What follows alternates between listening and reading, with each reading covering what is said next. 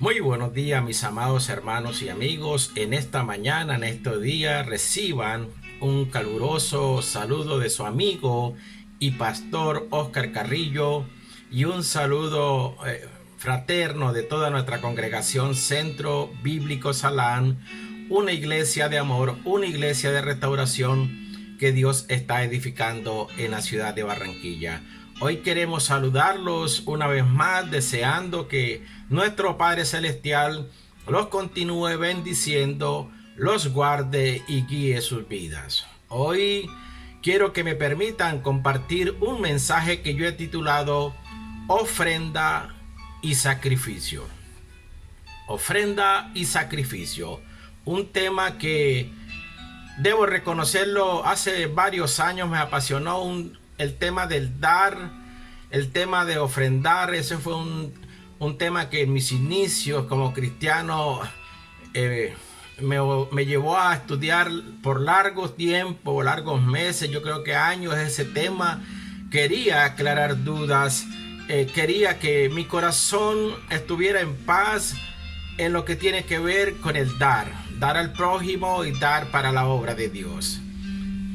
Ofrenda y sacrificio, un tema que muchas veces ha sido controversial, que se ha prestado para excesos, debo reconocerlo, pero también por falta de conocimiento a veces crea confusiones en nuestro corazón.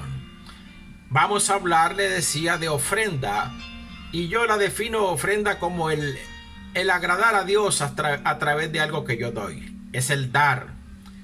Pero el sacrificio es aquello que nosotros desarraigamos, arrancamos de nuestra vida para ser transformados por Dios.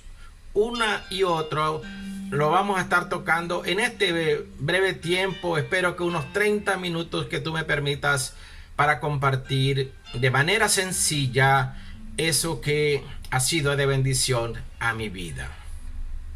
Y voy a comenzar con un pasaje, puedes leerlo en tu casa. El libro de Jueces, en el capítulo 6, narra un momento especial en la vida del pueblo de Israel. Vivían de derrota en derrota, sus cosechas eran llevados por otros, perdían la obra de sus manos, estaban en pobreza, estaban escondidos en cuevas. Y en ese tiempo, dice la palabra, me encanta porque un ángel se le presenta a Gedeón, un hombre que emerge en esa parte de la Biblia, y en ese mismo capítulo se presentan las dos figuras, la figura de la ofrenda y la figura del sacrificio. Gedeón le dice al ángel, permíteme que te traiga una ofrenda. El ángel le dice, yo te esperaré a que me traigas la ofrenda. Pero posteriormente el ángel le dice a Gedeón, necesito que hagas un sacrificio en tu casa. Y de eso vamos a hablar esta mañana. Ofrendas y sacrificios.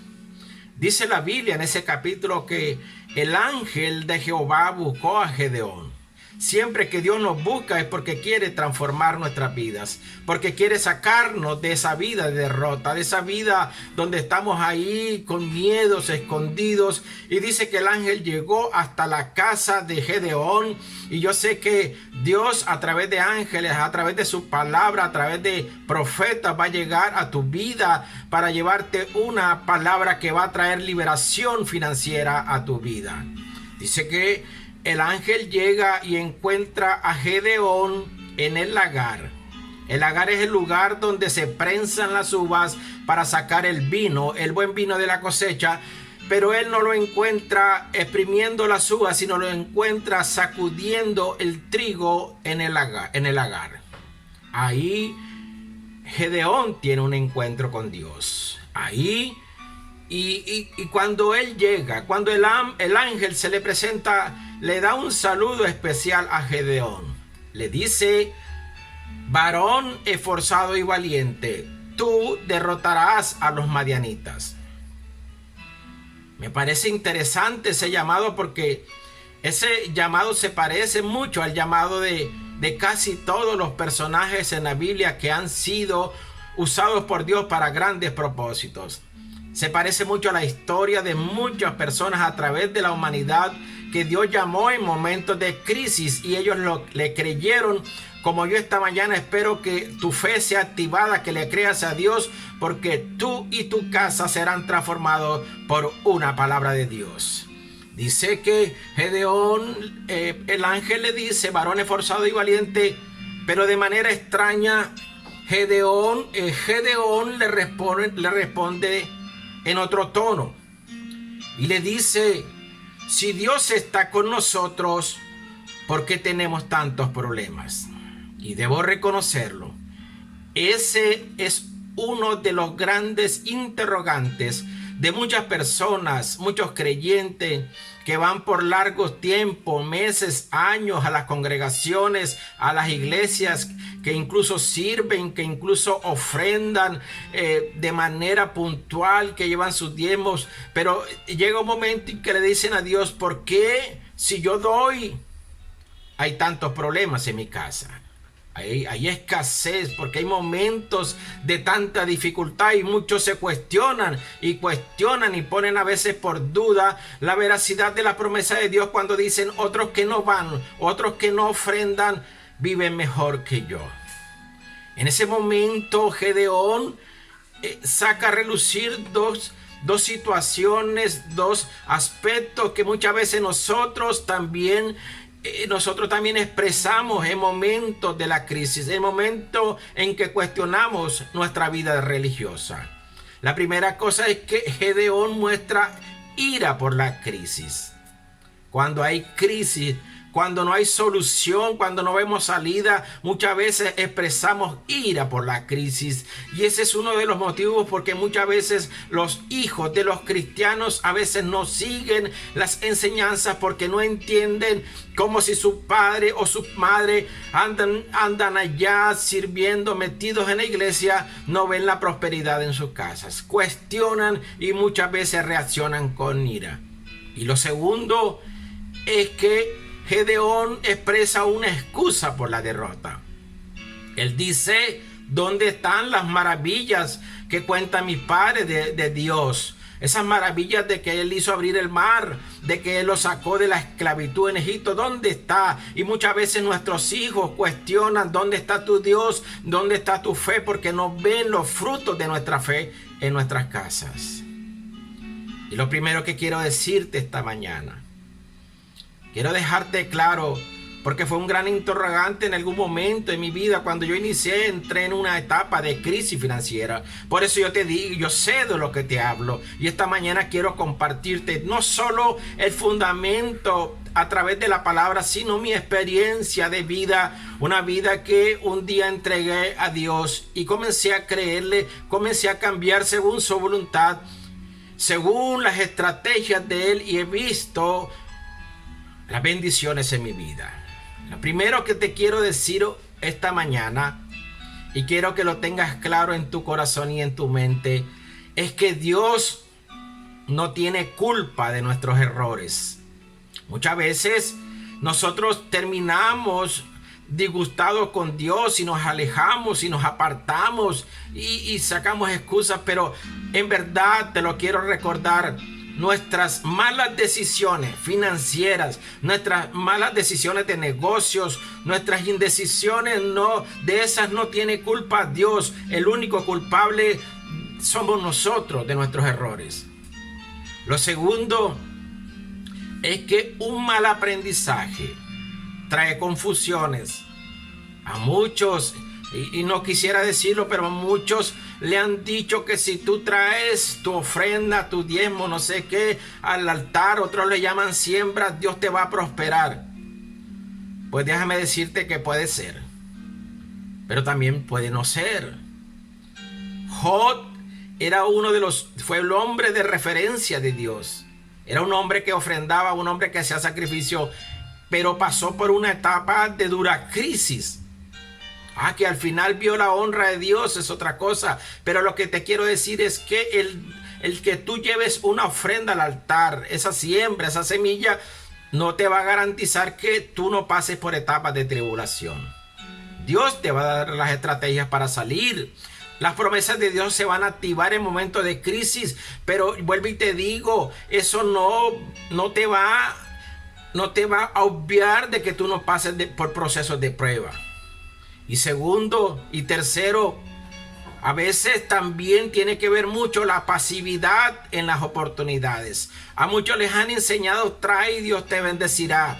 Pero la Biblia está cargada de expresiones continuas de que nos esforcemos y seamos valientes ante las oportunidades. No podemos pedir bendiciones, pero cuando se presentan a la oportunidad no somos pasivos, no somos agresivos. Y la Biblia dice que en el reino de los cielos, escúchame bien, los valientes, los que se atreven, los que toman decisiones sabias, los que se llenan y van a la intimidad con Dios y le piden una estrategia, son los que vencen.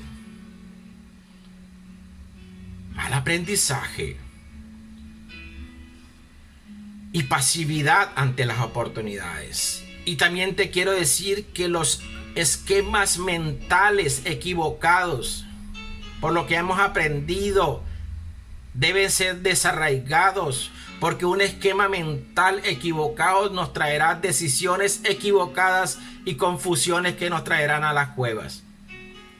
La Biblia dice en ese pasaje que el pueblo de Dios tenía grandes, abundantes cosechas, pero ellos dejaban que otros se las cogieran y terminaban metidos en cuevas. Hay cristianos que viven en cuevas, que ellos mismos se han metido en cuevas y tienen miedo de los enemigos. Y un profeta, Dios envió a un profeta, como hoy te digo, de parte de Dios, una palabra profética: no le tengas miedo a los enemigos, créele a las promesas de Dios y se activarán en tu vida grandes bendiciones y grandes oportunidades. Pero te voy a dar una clave, o te voy a dar varias claves. Primero que tiene que hacer es identifica los enemigos de tu cosecha. Identifica esos enemigos. Y yo he visto a través de la experiencia ministerial, de lo que Dios me ha mostrado, incluso de mi propia experiencia, yo he visto que mis justificaciones me paralizan en el desierto e impiden que yo tome las bendiciones generosas que Dios tiene para mi vida. Mis justificaciones, mis excusas me van a paralizar y no dejarán que yo avance. Las excusas, yo lo he dicho, son los argumentos de los que no se atreven a vencer. Y yo creo que dice la Biblia, no lo creo, lo dice la Biblia, que Dios no ha puesto un espíritu de temor. Dios te ha dado valor para que tú sigas adelante y tú conquistes en la vida. Y lo segundo son mis estrategias equivocadas. Mira, en las crisis, cuando hay esquemas equivocados, vienen decisiones equivocadas. Gedeón estaba sacudiendo el trigo en el lagar. Tomamos decisiones que nos llevan a soluciones equivocadas y nos llevan a cuevas financieras. Ahora, te vuelvo y te lo digo, identifica a tus enemigos, los enemigos de la cosecha. Pero también, ¿sabes por qué? Y cuídate de no expresar tus miedos, porque el enemigo identifica los miedos. Dice la Biblia en ese pasaje, vuelve y te lo digo, que la cosecha que Dios le daba al pueblo era abundante, generosa. Pero dice que sus enemigos eran como multitud de langostas. A veces permitimos que los enemigos crezcan como gigantes y nosotros no establecemos estrategias en Dios para defender nuestras cosechas. Y la Biblia los tenía identificados en ese pasaje. Los madianitas, los amalecitas, y dice, y otras tribus de oriente. Cuando tú identificas los enemigos de tu cosecha, tú establecerás una estrategia sabia para vencer y para disfrutar de las bendiciones. Pero la Biblia, en contexto general, identifica los dos enemigos de la cosecha. Son dos demonios, son dos agentes del reino de las tinieblas. Uno se llama el Acal y el otro se llama el Nazac. ¿Quién es el Acal? El Acal es el devorador de las finanzas. Dios lo narra, ahí lo muestra, lo descubre ahí en Malaquías capítulo 3. cuando dice que Él reprenderá por nosotros al devorador de las finanzas. En cuanto a reprender a ese demonio, Dios se reserva un derecho. Y Dios nos da un don cuando nosotros encontramos principios fundamentales del reino y aplicamos los principios de Dios. Y el otro agente del reino de las tinieblas, te lo decía, es el Nasak, que significa en hebreo el extorsionador, el usurero. Y el pasaje donde se relata cómo actúa es en el capítulo 4 del segundo libro de Reyes, cuando dice que una viuda llegó donde el profeta Eliseo y le dijo que su esposo había muerto y solo dejó deudas. Y venía el Nasak, el extorsionador, el usurero, a llevarse a sus hijos por esclavos. Esos son los enemigos. A ellos son los que hay que enfrentar espiritualmente a través de una estrategia que nosotros tenemos que buscar en Dios. Pero vuelvo y te lo digo. Voy a hablar de ofrenda y voy a hablar de sacrificio. Entonces vamos a hablar de ofrenda. ¿Qué es la ofrenda? ¿Qué es mi ofrenda? La ofrenda es la palabra hebrea minja, que significa ofrenda sin sangre. Es ese algo que yo doy, pero que no implica un sacrificio. No hay muerte de por medio. Y como tal, no moldea mi carácter, ni cambia mi condición de derrota. Tú puedes estar llevando tu ofrenda, pero tu condición de derrota puede seguir, y te lo voy a explicar más adelante. Y yo sé que te han dicho otra cosa, pero esto es lo bíblico. ¿Qué es la ofrenda? De manera sencilla te lo quiero compartir. La ofrenda es lo que yo doy para la obra de Dios, pero que muestra en mí un corazón agradecido. Y la ofrenda como tal tiene varias características. La primera que te quiero decir es que la ofrenda, escúchame bien, es voluntaria. La Biblia dice que cada uno dé, escúchame bien, como propuso en su corazón. Es decir, que la ofrenda, lo que tú das voluntariamente, debe ser libre, porque nace en tu corazón, y debe ser sin presión psicológica.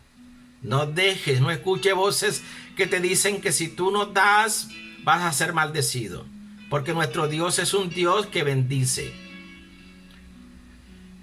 En el pasaje de Gedeón, cuando él entiende que es un encuentro con Dios, que se está activando una promesa para que su casa sea cambiada, y yo creo que esta palabra va a desatar una bendición de prosperidad en tu casa. Cuando él entiende, él le dice al ángel: no te vayas. Mira lo que le dice Gedeón al ángel de Jehová: no te vayas, yo te ruego, no te vayas hasta que yo vuelva y traiga mi ofrenda y la ponga en tu presencia. ¿Entiendes? Nació en el corazón de Gedeón. En su corazón se propuso darle en ese momento. Mira que la Biblia no dice lo que propuso, sino dice cómo propuso. Es decir, que cuando es voluntaria y nace en mi corazón, muestra mi gratitud y mi honra a Dios. Te lo voy a decir, y te lo digo, no te dejes presionar. Eso es libre, es voluntario, es un acto de amor de tu corazón. Y te lo voy a decir, si tú quieres dar, da. Y si no quieres dar, pues no des. Eso lo hemos enseñado en nuestra congregación. Nosotros no hemos abierto esa casa santa, lugar santo, por tus finanzas. Nosotros hemos abierto eso para que tu vida sea bendecida y tus finanzas sean bendecidas, no por tus finanzas, sino para que tú seas bendecido y seas transformado por Dios, tú y tu casa. Y te lo vuelvo y te lo repito: si tú quieres dar, da. Y si tú no quieres dar, pues no des, no pasa nada. La Biblia dice algo especial. Dice que Dios, nuestro Padre Celestial, hace salir su sol sobre buenos y sobre malos. Y hace llover. Y la lluvia tipifica bendición, tipifica provisión. Dice, hace llover sobre justos e injustos. ¿Sabes por qué? Porque Él es nuestro Padre Celestial. Nosotros, los que somos padres, entendemos que si tenemos varios hijos y uno está siendo obediente y el uno no da, a todos los amamos por igual. Y a todos los vamos a bendecir. Que nos complacemos en el que es obediente es otra cosa. Pero a todos, y dice que Dios hace salir su sol sobre malos y sobre buenos. Y trae su lluvia, la lluvia temprana y la lluvia tardía sobre justos y sobre injustos. Pero Él quiere que nosotros nos acerquemos y seamos transformados por Él. Otra característica es que la ofrenda es una decisión personal de creer. Escúchame bien, es una decisión personal. Lo que tú decides de creer. ¿De creer qué? Que el dar es un acto de amor. Es lo primero. El dar es un acto de amor. Y lo segundo, creer que lo que yo doy es una semilla en el reino de los cielos. Y la otra característica sencilla de una ofrenda, que es un principio bíblico, que es un fundamento, pero que a la vez es una característica, es que es mejor dar que recibir. ¿Sabes por qué? Porque el dar es un privilegio en el reino de los cielos. El capítulo 8 de la segunda carta a los Corintios dice que en las iglesias de Macedonia ellos le pedían al apóstol Pablo, ojo, y estaban pasando por momentos de dificultad económica, pero ellos le pedían al apóstol Pablo que les permitiera, le rogaban que les permitiera el privilegio de dar para la obra de Dios. Cuando entiendes tú que el dar para la obra es un privilegio, tú honras la casa de Dios, honras la obra de Dios, y esa sí tiene bendición, porque dice la Biblia que Dios honra al que le honra. Pero que no sea por un acto que te lleven en presión psicológica, sino que tú lo hagas por revelación espiritual. ¿Sabes por qué? Porque los generosos atraen generosidad. Y te lo tengo que decir. Un corazón generoso atrae generosidad. Te decía que voy a hablar de mi experiencia de vida. Pues yo conozco personas en la vida que son buenas, que les encanta hacer buenas obras, que son dadivosos, generosos. Y sabes una cosa, y no van a templos, pero son generosos con el necesitado, con el que está en la calle. Se quitan lo que tienen y se lo dan, le dan un bocado de comida. Al que está enfermo lo visitan, son generosos, tienen un corazón bondadoso. Y he visto que esas personas son prosperadas en la vida. Porque Dios mira el corazón. Dios no mira nuestra apariencia. Nosotros podemos dar mucho, pero si no lo damos con un corazón alegre, como dice en la segunda carta a los Corintios, no sirve. Y voy a hablar del sacrificio. El sacrificio sí es diferente. El sacrificio es la palabra olá en hebreo, que significa el olor fragante que se eleva al cielo por un sacrificio que se consume. En el sacrificio hay muerte. Por tanto, el sacrificio moldea mi carácter. Ese sí lo moldea. Y cambia mi condición de pecado. Y te voy a hablar unas características, porque creo que es una enseñanza que quiero hacerlo lo más sencilla posible para que sea de bendición a tu vida. Lo primero es que nuestro Dios Tenemos que partir de este principio. Nuestro Dios es un Dios de pactos y Él busca hombres de pacto. ¿Sabe por qué el sacrificio es diferente y cambia nuestra condición de derrota? Porque el sacrificio consume, destruye lo que no le agrada a Dios. En el antiguo pacto, en la ley, a pesar que ese principio llegó y nuestro Señor Jesucristo lo cumplió, dice que sin derramamiento de sangre no hay remisión, no se quita el pecado. Ahora, ¿qué pasó? Que el pueblo entendió mal la pedagogía. Y eso es lo que está pasando todavía en muchos hermanos en la iglesia de Jesucristo.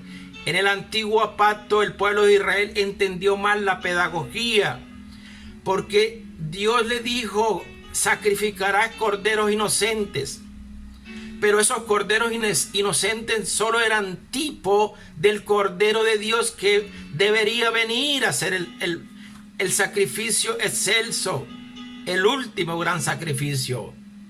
Pero ellos se amañaron haciendo morir animales inocentes, haciendo morir al inocente sin cambiar su condición de pecado. Y en el libro de Isaías, capítulo 1, Dios llegó un momento en que le dijo al pueblo: ¿de qué sirve la multitud de sus sacrificios? Él le dijo: estoy cansado, estoy harto de tanto sacrificio de animales inocentes, de tanta sangre que ustedes derraman, que presentan delante de mi altar. Y le dijo: no los voy a aceptar, no los acepto si ustedes no cambian. Tremendo. Dios le dijo a su pueblo: estoy cansado, estoy harto de esos sacrificios de animales inocentes, pero ustedes no cambian, siguen haciendo lo injusto, siguen quitándole a la viuda, no bendicen al extranjero, al huérfano. Ustedes se van a gloria, no cambian.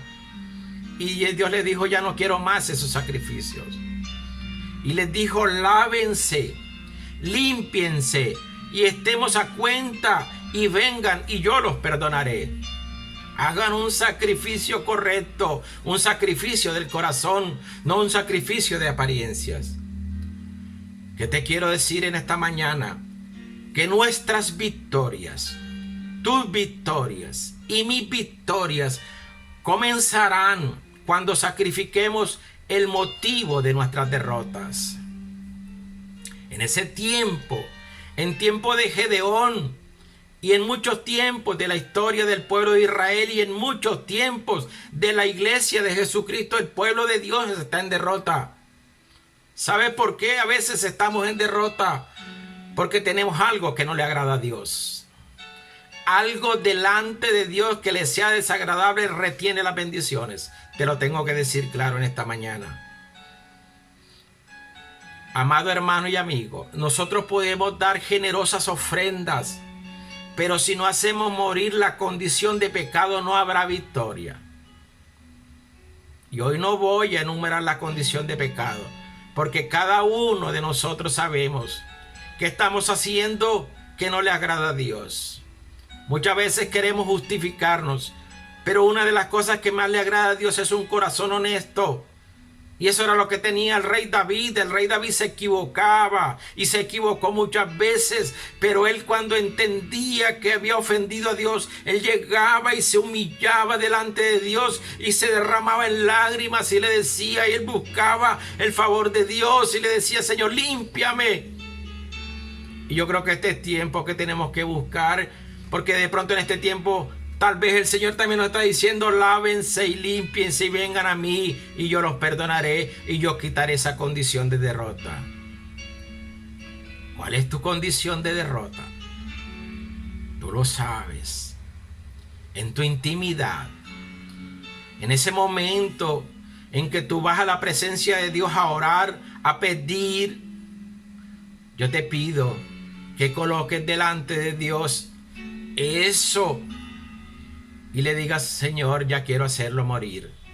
El ángel le dijo a Gedeón: en tu casa hay un altar de acera, de un demonio, pues hoy te pido que tú sacrifiques un toro de los que tiene tu padre en tu casa y destruyas esa estatua, y con la madera de esas estatuas haga un altar, y todo debe ser consumido.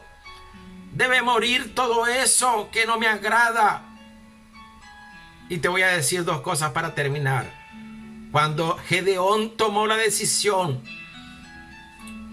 porque el sacrificio es una decisión personal de cambiar o no cambiar, cuando Gedeón tomó la decisión y sacrificó eso, se le vinieron problemas para su vida. Se le levantaron y querían matarlo, pero su nombre fue cambiado. El que lucha contra Baal, el que se levantó en una casa e hizo que el reino de los cielos se instalara en ese lugar, y su casa fue cambiada. Y dice la Biblia, esa historia dice que cuando él le creyó a Dios, hizo un sacrificio, sacrificó lo que no le había, la condición de derrota del pueblo y de su casa. Dice que Dios lo honró, Dios lo levantó. Como esta mañana yo creo que Dios te va a levantar para que tú hagas un sacrificio en tu vida, en tu corazón. Tú sabes eso que no le está agradando a Dios, y cuando él sacrificó, dice que él derrotó a los madianitas y a los amalecitas como un solo hombre. Dios hoy quiere darte la victoria, pero Dios hoy quiere que tú en la intimidad le entregues eso que no le agrada a Dios. En esta hora, mi hermano y amigo, yo te bendigo y yo declaro tiempos nuevos. Y yo declaro que tus decisiones te llevarán a que esa condición de derrota se vaya de tu casa. Dios te bendiga y Dios te guarde.